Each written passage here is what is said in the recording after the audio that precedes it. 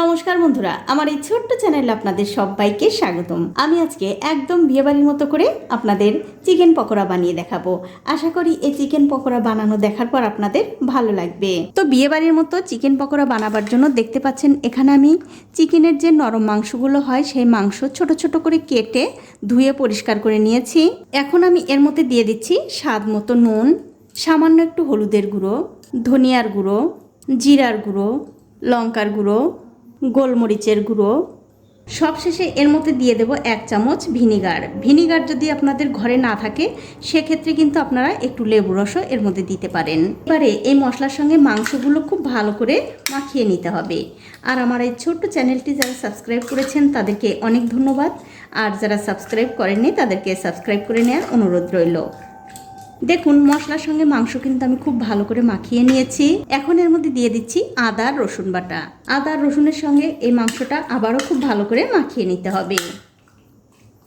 তো দেখুন মাংস কিন্তু খুব ভালো করে মাখানো হয়ে গেছে। এখন একটা ঢাকা দিয়ে 10 মিনিটের জন্য রেখে দেব। 10 মিনিট পর আমি উপর থেকে ঢাকাটা তুলে নিলাম। তুলে নিয়ে এর মধ্যে দিয়ে দিচ্ছি একটু জোয়ান, একটা পেঁয়াজ কুচি আর ধনেপাতা কুচি, তার সাথে দিয়ে দেব একটা ডিম, 2-3 চামচ বেসন, তার সাথে দিয়ে দেবো 2-3 চামচ কর্নফ্লাওয়ার। কর্নফ্লাওয়ার যদি আপনাদের ঘরে না থাকে সেক্ষেত্রে আপনারা চালের গুঁড়োও দিতে পারেন, তবে কর্নফ্লাওয়ার দিলে এই পকোড়াগুলো বেশি মুচমুচে হবে। এবারে সব কিছু দিয়ে এই মাংসগুলো খুব ভালো করে মাখিয়ে নিতে হবে। দেখুন সব মশলা দিয়ে কিন্তু এই মাংস আমি খুব ভালো করে মাখিয়ে নিয়েছি। মাংস কিন্তু মাখানো হয়ে গেছে। এখন আমি পকোড়াগুলো ভেজে নেব। তার জন্য দেখতে পাচ্ছেন একটা কড়াইতে বেশ কিছুটা সাদা তেল গরম করতে দিয়েছি। তেলটা যখন হালকা একটু গরম হয়ে যাবে তখন এখান থেকে এক টুকরো করে মাংস নিয়ে এই তেলের মধ্যে দিয়ে দিতে হবে। আর বন্ধুরা এই পকোড়াগুলো ভাজার সময় কিন্তু তেলটা খুব একটা বেশি গরম করবেন না। যখন দেখবেন হালকা একটু গরম হয়ে গেছে তখন কিন্তু এই পকোড়াগুলো দিয়ে দিতে হবে। তেল যদি বেশি করে গরম করে এই পকোড়াগুলো দেওয়া যায় তাহলে কিন্তু দেওয়ার সঙ্গে সঙ্গে ওপরটা পুড়ে যাবে আর ভেতরটা কিন্তু কাঁচাই থেকে যাবে। তার জন্য গ্যাসের ফ্লেমটা লো টু মিডিয়ামে রেখে একটা একটা করে পকোড়া দিয়ে দিতে হবে। আর যে সকল বন্ধুরা আমার এই রেসিপিটা ফেসবুক থেকে দেখছেন তাদের কাছে আমার একটাই অনুরোধ, অবশ্যই আমার এই পেজটিকে ফলো করে দেবেন, তাহলে যখনই আমি নতুন কোনো ভিডিও নিয়ে আসব সবার আগেই কিন্তু আপনি দেখতে পাবেন। তো এরকম করে কিন্তু আমি অনেকগুলোই দিয়ে দেব। তো এই দেখুন বন্ধুরা এক এক করে কিন্তু আমি অনেকগুলো পকোড়া দিয়েছি। এবারে কিছুক্ষণ অপেক্ষা করব একদিকটা হওয়ার জন্য। পকোড়াগুলো দিয়ে কিছুক্ষণ পর যখন দেখবেন একদিকটা হালকা একটু লাল হতে শুরু করেছে তখন অন্য দিকটা উল্টে দিতে হবে।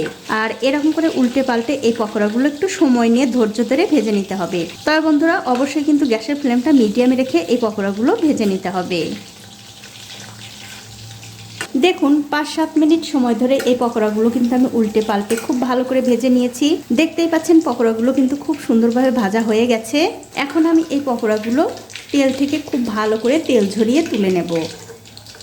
তুলে অন্য একটা প্লেটে আমি রেখে দিচ্ছি। আর যে প্লেটে আমি রাখছি সেই প্লেটের মধ্যে কিন্তু অবশ্যই একটা কাগজ বিছিয়ে নেবেন, তাহলে কি হবে এই পকোড়ার মধ্যে যে এক্সট্রা তেল থাকবে সেটা কিন্তু এই কাগজে টেনে নেবে।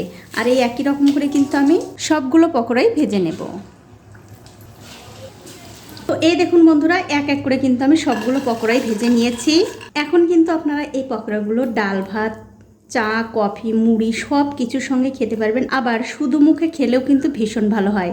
আপনাদের একটা ভেঙেও দেখাচ্ছি, দেখুন কতটা সুন্দর হয়েছে।